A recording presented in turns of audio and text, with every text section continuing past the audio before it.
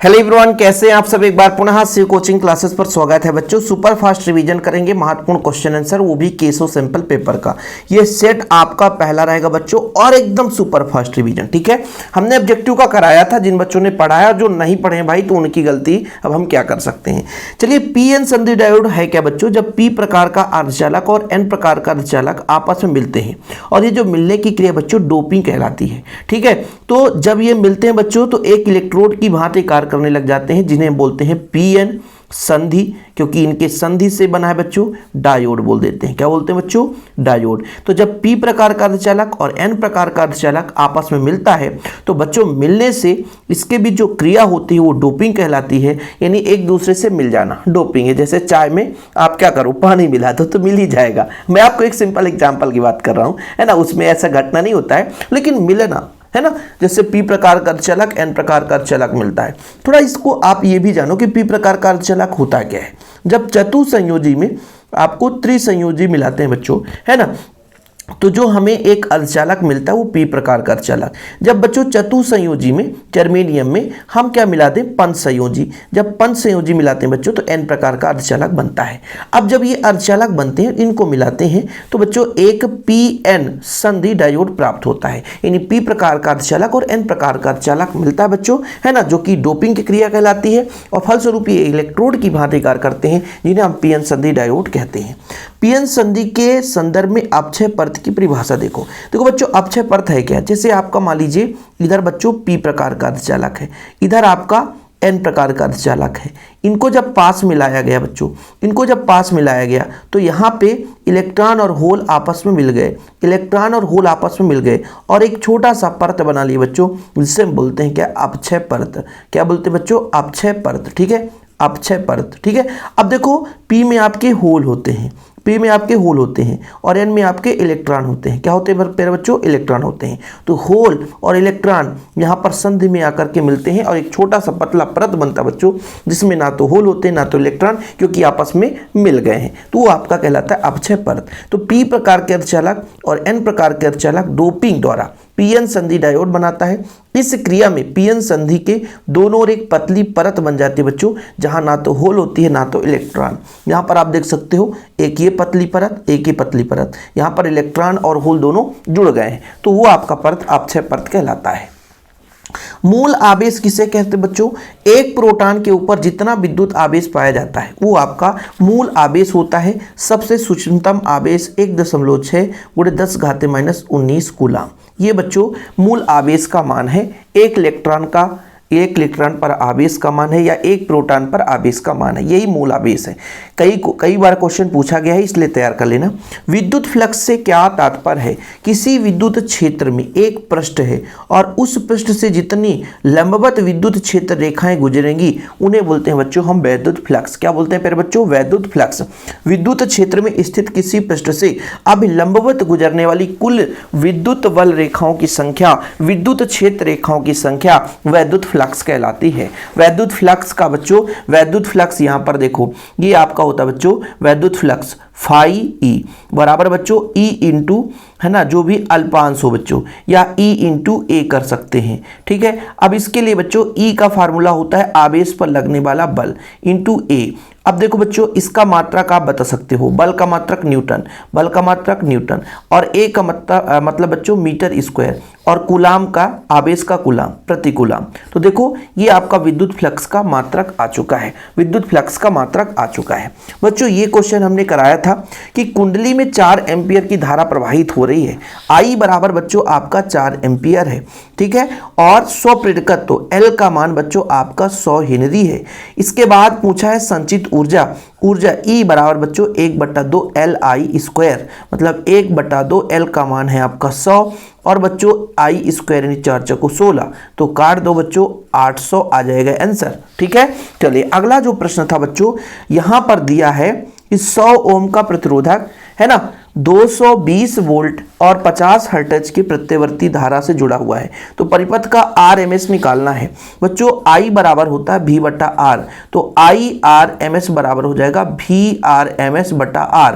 बच्चों यहाँ पे VRMS का मान है 220 वोल्ट और बच्चों आपका, है ना, प्रतिरोध दिया है 100, तो 0 से 0 2.2 आ गया बच्चों। क्या आ गया? आपका IRMS आ गया बच्चों। लेकिन यहाँ पर पूछा है औसत शक्ति, है ना, नेट शक्ति पूछा बच्चों। तो नेट शक्ति के लिए आपका ये फार्मूला लगेगा, P एवरेज बराबर बर्मस आरमस कास फाई। ठीक है बच्चों, बर्मस यानी VRMS आपने, है ना, क्वेश्चन में देके रखा है 220। ठीक है, IRMS ये 2.2 निकल कर आया। और यहाँ पे बच्चों शुद्ध जब प्रतिरोध हो तो वहाँ पर फाई का मान 0, तो कास 0 का मान 1 होता है बच्चों। इसका मल्टीपल कर दो, मल्टीप्लाई 440 वोल्ट हो जाएगा। ठीक है, ये फार्मूला लगा देना। आगे चलते हैं बच्चों। चुंबकीय क्षेत्र रेखाओं की 2 विशेषताएं लिखिए। चुंबकीय क्षेत्र रेखाएं हमेशा बच्चों n ध्रुव से निकलती है और s पे समाप्त होती है। ये आपका एक क्षण चुंबक है, n है, ऐसे बच्चों n से निकलकर s पे समाप्त होती है, n से निकलकर s पे समाप्त होती है। ये बच्चों आपका, है ना, गुण है, चुंबकीय क्षेत्र रेखाओं का गुण है। ठीक है, एक दूसरे को कभी नहीं काटती हैं, एकदम स्वतंत्र लचीली होती हैं। ठीक है बच्चों, चलिए 2 गुण तो तैयार करना है। लॉरेंज बल किसे कहते हैं? एक आपके पास चुंबकीय क्षेत्र है, एक आपके पास चुंबकीय क्षेत्र है बच्चों, चुंबकीय क्षेत्र है, वहां पर कोई आवेश गतिमान है, मतलब v वेग से गति कर रहा है, तब उस पर एक बल लगेगा, उसे हम लॉरेंज बल कहते हैं, QV साइन थीटा। ये आपका बच्चों लॉरेंज बल है। क्या है? लॉरेंज बल है। चलिए आगे प्रश्न पर चलते हैं बच्चों। अवरक्त तरंगों का तरंगदैर्घ्य और एक उपयोग लिखो बच्चों। तरंगदैर्घ्य याद रखना, इसकी जो कोटि है बच्चों 8 × 10⁻⁷ मीटर से 8 × 10⁻⁷ से, है ना, 10⁻³ ये याद कर लेना बच्चों। इसके बीच की कोटि की होती है। इसका उपयोग उपग्रह को सोलर सेल की सहायता से विद्युत ऊर्जा प्रदान करने में अवरक्त तरंगों का प्रयोग करते हैं। ठीक है बच्चों, विद्युत चुंबकीय वर्णक्रम में उपस्थित तरंगों के बढ़ते तरंगदैर्घ्य के आधार पर, तो गामा से बच्चों x, है ना, फिर पराबैंगनी, दृश्य प्रकाश, अवरक्त, सूक्ष्म तरंग, इसके बाद रेडियो तरंग। तो ये बच्चों आपका है बढ़ता हुआ तरंगदैर्घ्य के आधार पर क्रम बच्चों, गामा किरणें, फिर x किरणें, फिर पराबैंगनी, फिर दृश्य प्रकाश बच्चों, फिर अवरक्त। ये आपको थोड़ा सा याद कर लेना, कई बार पूछ दिया जाता है।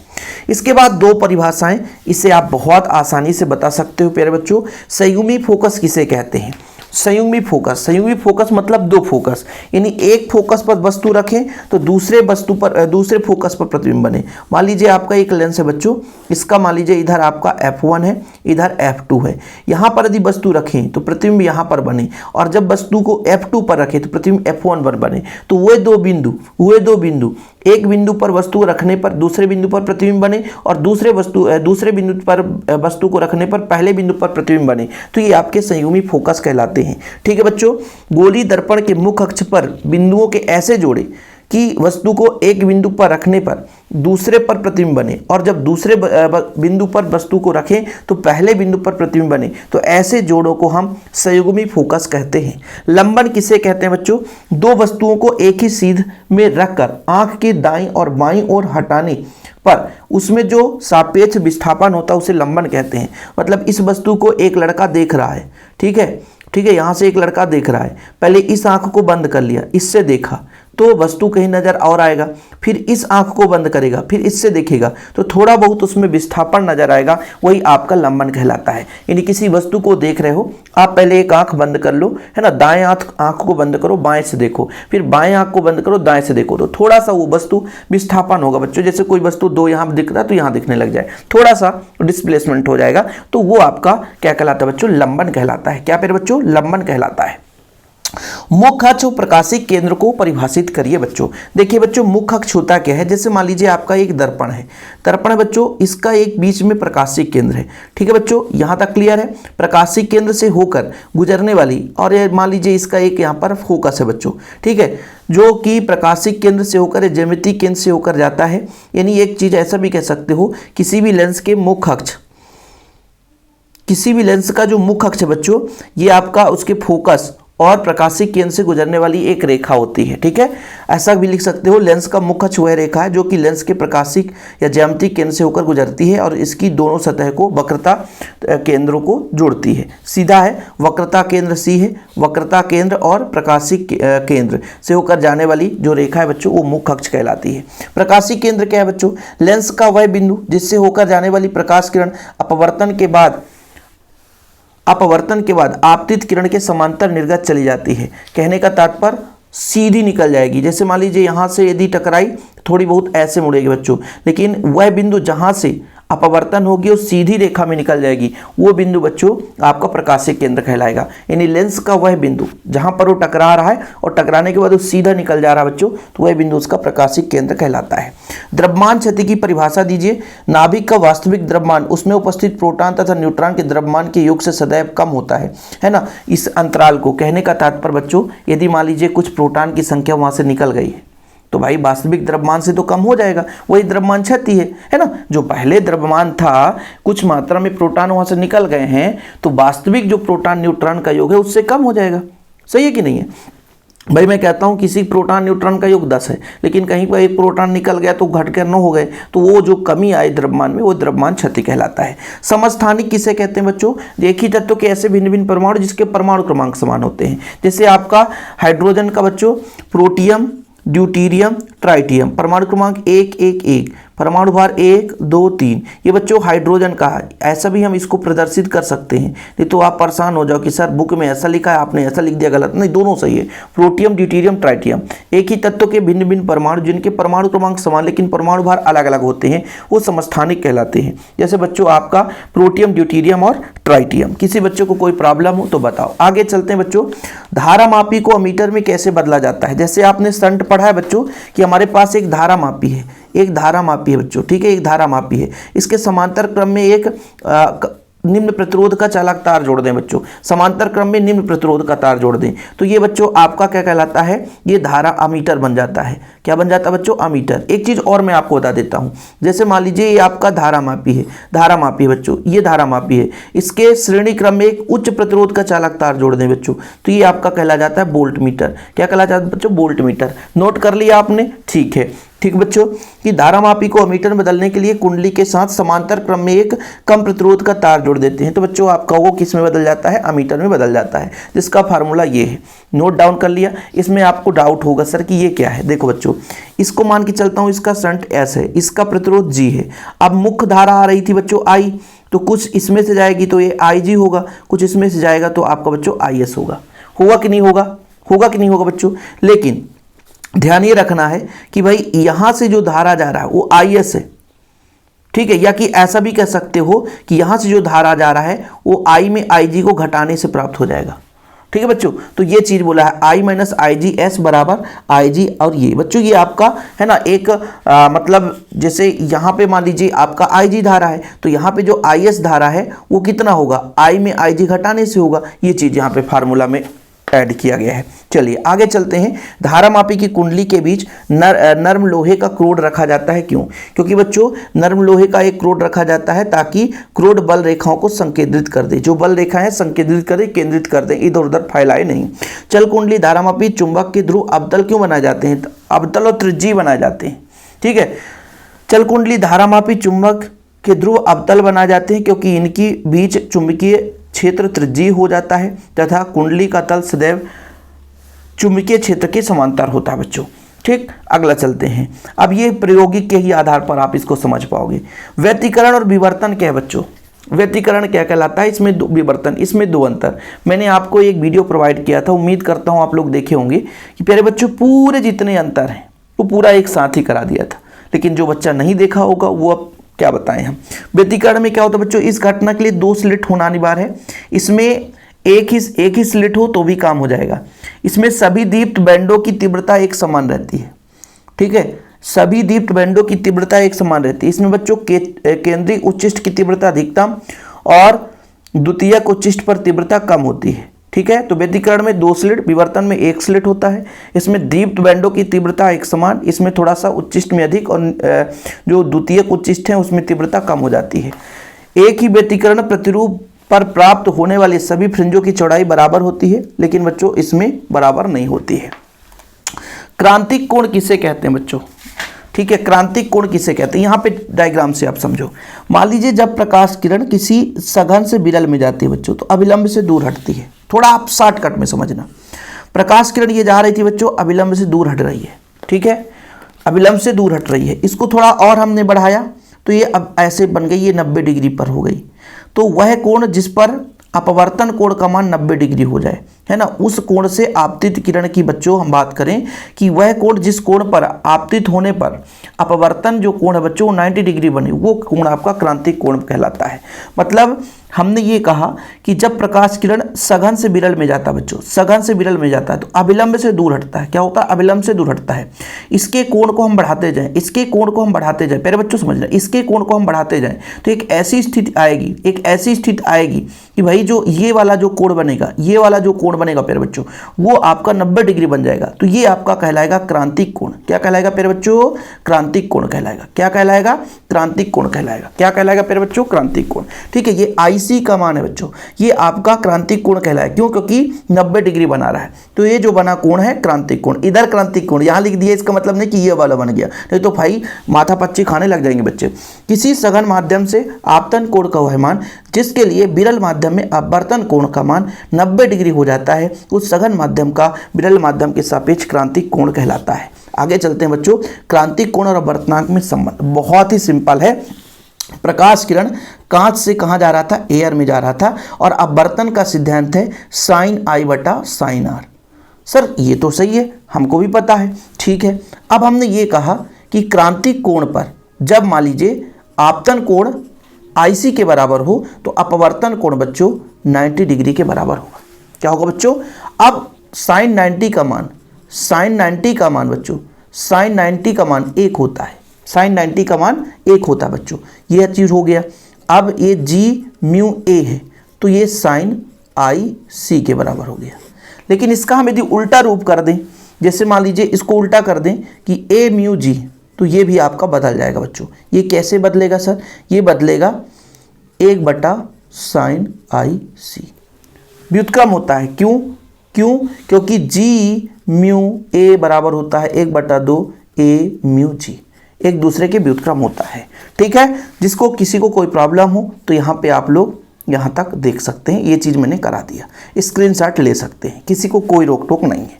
हम भैया निष्पक्ष होकर के पढ़ा रहे हैं, मेहनत कर रहे हैं, बस थोड़ा सा प्यार सपोर्ट आपका बना रहे तो कहानी में और ट्विस्ट आ जाए। अब जैसे ये प्रिज्म के अपवर्तनांक का 4 मिनट का वीडियो है, इसे मैंने करा दिया है। ठीक है बच्चों, खगोलीय दूरदर्शी को करा दूंगा यदि आप लोग कहोगे तो। ठीक है, बाकी जो 2-2 नंबर वाले हैं वो तो फटाफट 3-3 नंबर वाले क्वेश्चन रिपीट हुए जा रहे हैं। आगे देखिए बच्चों, डी ब्रॉगली तरंगदैर्घ्य का सूत्र, डी ब्रॉगली तरंगदैर्घ्य का सूत्र। तो अपन बात कर लेते हैं डी ब्रॉगली तरंग समीकरण। सर आएगा क्या? अरे आ सकता है, नहीं आएगा तो पढ़ तो लो भाई।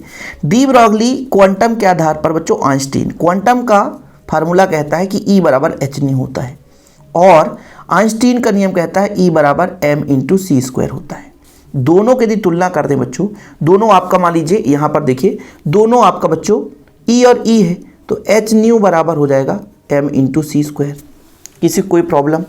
अब बच्चों न्यू बराबर होता है, न्यू बराबर क्या होता है? c/λ। न्यू बराबर होता है c/λ, तो यहाँ पे वैल्यू पुट करेंगे c/λ m/c²। एक सी से सी काट दो बच्चों तो h/λ हो जाएगा बराबर mc हो जाएगा। इसको इधर पक्षांतर कर दें बच्चों, इसको इधर, तो h/m/c हो जाएगा, लैम्डा हो जाएगा। तो ये बच्चों एक आपका समीकरण आ गया, यह लैम्डा बराबर h/m/c। यदि वेग भी हो बच्चों तो आपका h/m/v हो जाएगा। अब ये बच्चों आपका संवेग के बराबर भी होता है तो ये भी हो गया, ये भी आपका एक समीकरण हो गया, ये भी आपका एक समीकरण हो गया। तो ये भी बच्चों और ये भी और ये भी, तीनों के तीनों आपके किसके समीकरण हैं? डी ब्रॉगली के तरंग समीकरण को प्रदर्शित करता है। किसी को कोई प्रॉब्लम हो, इतना शॉर्टकट मैंने समझा दिया है। देखो यहाँ पर भी वही चीज़ है, इधर उधर करके लिखा होगा कि क्वांटम के आधार पर E बराबर h, आइंस्टीन के आधार पर E बराबर mc², एक दूसरे की तुलना कर देंगे तो mc² बराबर h। बच्चों m बराबर निकाल दिया है। अरे इतना लंबा चौड़ा क्यों कर रहे हैं? हम तो बढ़िया तरीके से बताते हैं कि आप यहाँ तक समीकरण इसको 1 दे देना, समीकरण 2 दे देना, फिर समीकरण 1 और 2 से यहाँ से यहाँ तक कर देना, खत्म। ले लो भैया स्क्रीनशॉट। भाई समीकरण 1-2 से तुलना कर दिए, न्यू बराबर चूँकि इसका मान कोष्टक में रख दो, वैल्यू पुट कर दिए, सी से सी कट गया बच्चों। आना तो वही आंसर है, आना तो वही आंसर, आना तो वही आंसर है, देख लो आना तो वही आंसर है बच्चों, h/p। ठीक है, आगे चलते हैं। आगे देखते हैं बच्चों, यही डी ब्रॉगली तरंग समीकरण है, यही संबंध है। तापानिक उत्सर्जन और कारफलन क्या कहलाता है? देहली आवृत्ति क्या है? थोड़ा समझना। 2-2 मिनट में काम खत्म कर रहा हूँ। कितने क्वेश्चन हो गए? बहुत सारे क्वेश्चन हो गए। इसमें तो अथवा सहित भी आंसर है ना यार, इसलिए टाइम लग रहा है। देखो जैसे हमारे पास कोई बच्चों एक धातु है, धातु को क्या कर दें? गर्म कर दें। गर्म करेंगे तो यहाँ से इलेक्ट्रॉन उत्सर्जित होने लगेगा। ये आपका बच्चों परिघटना तापानिक उत्सर्जन है, यानी किसी धातु को गर्म करने पर उसके सतह से इलेक्ट्रॉन उत्सर्जित होने लग जाए, ये परिघटना बच्चों तापानिक उत्सर्जन कहलाता है। क्या कहलाता है बच्चों? तापानिक उत्सर्जन। बस, और कुछ नहीं लिखना। कार्य फलन क्या है बच्चों? अब इससे इलेक्ट्रॉन निकलने के लिए इसमें कुछ ना कुछ ऊर्जा लग गई, तो वह न्यूनतम ऊर्जा जिस ऊर्जा पर इलेक्ट्रॉन मतलब जिस ऊर्जा को देने पर इलेक्ट्रॉन सतह से उत्सर्जित होने लग जाए, वो आपका कार्य फलन कहलाता है। यानी किसी धातु से इलेक्ट्रॉन उत्सर्जित होने के लिए आवश्यक जो ऊर्जा है वो उसका बच्चों क्या कहलाता है? कार्य फलन कहलाता है। ठीक है बच्चों, जिसे हम देहली ऊर्जा फाई से रिप्रेजेंट करते हैं। नोट कर लिया आपने? ठीक है सर, ये याद हो गया। आगे चलते हैं बच्चों। प्रतिरोध को प्रभावित करने वाले कारक। बच्चों हमने आपको बताया था कि प्रतिरोध जो है लंबाई के समानुपाती और प्रतिरोध जो है क्षेत्रफल के व्युत्क्रमानुपाती होता है। प्रतिरोध L/A और जब समानुपाती हटता है तो ρ एक नियतांक लग जाता है जो प्रतिरोधकता कहलाता है। तो बच्चों लंबाई के सीधे अनुक्रमानुपाती और क्षेत्रफल के व्युत्क्रमानुपाती होता है। यानी लंबाई बढ़ाएंगे तो प्रतिरोध क्या होगा? बढ़ेगा, और लंबाई कम करेंगे प्रतिरोध कम होगा। लेकिन क्षेत्रफल बढ़ाने पर बच्चों प्रतिरोध कम हो जाता है। ताप का क्या प्रभाव पड़ेगा बच्चों? चालक का यदि हम ताप बढ़ाएंगे तो प्रतिरोध भी बढ़ता है, ध्यान रखना, क्योंकि ऑलरेडी इलेक्ट्रॉन सुगमता से जा रहे थे, लेकिन वहाँ पर और धक्का मुक्की आपने कर दिया तो बच्चों प्रतिरोध उत्पन्न होगा ही होगा। और अगला जो प्रश्न है किरचॉफ का प्रथम और द्वितीय नियम, किसी भी दम पे तैयार कर लेना, 2 मिनट का काम है और कुछ भी नहीं, ज़्यादा समय हम नहीं लेंगे बच्चों। किरचॉफ का प्रथम नियम ये कहता है कि किसी भी संधि पर, ये संधि है बच्चों, हम कहते हैं I1 आ रहा है, I2 आ रहा है, लेकिन I3 जो है वो बाहर जा रहा है, I4 भी आपका बाहर जा रहा है, I5 भी बाहर जा रहा है। तो किसी भी संधि पर मिलने वाले समस्त धाराओं का बीजगणितीय योग शून्य होता है। जैसे इस संधि पर मिल रहा है, I1 अंदर आ रहा है ना, I2 भी अंदर आ रहा है, लेकिन I3 बाहर जा रहा है, I4 बाहर जा रहा है, I5 बाहर जा रहा है। तो बच्चों जो जा रहा है उसको माइनस और जो आ रहा है उसको प्लस, तो पक्षांतर करेंगे बच्चों तो I1 प्लस I2 बराबर आपका आएगा I3 plus I4 plus I5, है ना बच्चों। ये आपका आ गया, यानी आने वाले धारा और जाने वाले धारा का जो मान है वो बराबर होगा। यानी किसी विद्युत परिपथ में किसी भी संधि पर मिलने वाले समस्त धाराओं का बीजगणितीय योग शून्य होता है। यहाँ पर बच्चों जितने भी धाराएं संधि की ओर आ रही हैं उसको प्लस से रिप्रेजेंट किया गया है, और जितनी धाराएं संधि से बाहर की ओर जा रही हैं उसको माइनस से ऋण चिन्ह से रिप्रेजेंट किया गया है ना बच्चों। यहाँ पर आप देख लो, कोई भी धारा मेंशन कर सकते हो, इसका ये पर्टिकुलर प्रूफ नहीं होता कि कौन सी धारा, हम तो मानक बता रहे हैं। तो कोई भी धारा हम I1 I2 को अंदर ले जा रहे हैं और बाकी 3 धाराओं को बाहर ले जा रहे हैं, तो हमारी सोच है कि कौन सी धारा को हम ले जा रहे हैं। किरचॉफ का द्वितीय नियम बच्चों अब ये देखो, ये बंद परिपथ के लिए होता है, मैं आपको बताता हूं। किरचॉफ का द्वितीय नियम ये कहता है कि बंद परिपथ में बहने वाली धारा और उसके संगत प्रतिरोधों के गुणनफल का बीजगणितीय योग उनके और उसमें परिपथ में जो विद्युत वाहक बल है उसके बीजगणितीय योग के बराबर होता है, बस और कुछ भी नहीं है। किरचॉफ का नियम क्या कहता है? किसी बंद परिपथ में प्रवाहित धारा और उसके संगत प्रतिरोध के गुणनफल का बीजगणितीय योग। अब आपको समझ में नहीं आया, जैसे मैं इस बंद परिपथ में कहता हूं धारा कितना बह रहा है I1, इसका प्रतिरोध कितना है R1, ठीक है, और दूसरा अपना परिपथ है, ये धारा बह रही है I2 और इसका प्रतिरोध आपका R2, इनके गुणनफल का बीजगणितीय योग किसके बराबर होगा? ये आपका बच्चों E1 और E2 के बराबर होगा। लेकिन आपको लगेगा कि सर यहाँ पर बीजगणितीय योग तो योग क्यों नहीं किए? योग इसलिए नहीं करेंगे, यहाँ पे माइनस लगाएंगे, यहाँ पे माइनस लगाएंगे, क्यों? क्योंकि इनकी दिशा एक ही ओर है बच्चों, मतलब विपरीत दिशा में है, ठीक है, ये आपस में विपरीत दिशा में है, इस कारण से ऋण चिन्ह को प्रदर्शित करता है। ठीक है बच्चों, याद रखिएगा कि यानी किसी बंद परिपथ में प्रवाहित धारा और प्रतिरोध के गुणनफल का बीजगणितीय योग, है ना, जो भी आपके जितने भी धारा होंगे, जितने प्रतिरोध होगा, उनका बच्चों है ना गुणनफल का बीजगणितीय योग उनके विद्युत वाहक बल के बीजगणितीय योग के बराबर होता है।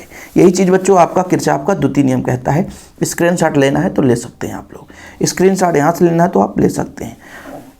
बताओ किसी को कोई प्रॉब्लम हो तो बता दो बच्चों। लेंज का नियम क्या कहता है कि भाई जब प्रेरित धारा उत्पन्न होती है तो उस कारण का विरोध करती है जिससे वो उत्पन्न हुई है। ठीक है, कुल मिलाकर के प्रेरित धारा की दिशा इस प्रकार होगी कि वो उस धारा का विरोध करती है जिसके कारण स्वयं उत्पन्न हुई है। यही लेंज का नियम है, बाकी आप लोग इसे तैयार कर लेना। ठीक है बच्चों, ये 2013 में पूछा गया था। ठीक, इसके बाद यहाँ से थ्योरम शुरू हो जाता है बच्चों, शक्ति गुणांक। ठीक है, अब आप लोगों को यदि लगता है कि सर ये थ्योरम नहीं बन रहा है तो एक बार सर्च कर लेना शक्ति गुणांक शिव कोचिंग क्लासेस। ठीक है बच्चों, प्रिज्म का अपवर्तनांक शिव कोचिंग क्लासेस। ठीक है, क्योंकि लंबे क्वेश्चन है, इसको मैंने आज ही करा दिया है। ठीक है, तो ये सुपर फास्ट रिवीजन चल रहा है, हाँ इसे आप लोग पढ़ सकते हैं। नाभिकीय विखंडन, नाभिकीय संलयन, है ना। नाभिकीय विखंडन में क्या होता है, नाभिक टूटकर अलग होते हैं, संलयन में नाभिक जुड़ते हैं बच्चों, है ना। एक भारी नाभिक टूटकर हल्के नाभिक विभक्त होता है और दो हल्के नाभिक आपस में जुड़ते हैं तो भारी नाभिक बनाता है। ठीक है बच्चों, यह प्रक्रिया सामान्य ताप दाब पर संभव है, यह प्रक्रिया उच्च ताप दाब पर होता है बच्चों। यह इस क्रिया में उत्पन्न ऊर्जा लगभग 200 मेगावाट का होता है, इसमें उत्पन्न लगभग 2400 मेगावाट का होता है। तो ये सारी चीज़ें आप लोगों को पढ़ लेना है। वीडियो पसंद आए तो लाइक करके शेयर जरूर करना बच्चों। चैनल पे पहली बार आए, चैनल को सब्सक्राइब कर लेना। आप चाहोगे कि अगला सेट भी आप कराओ तो वो भी आपके लिए कराने के लिए तैयार हूँ। फिलहाल अभी के लिए इतना ही। जय हिंद, वंदे मातरम।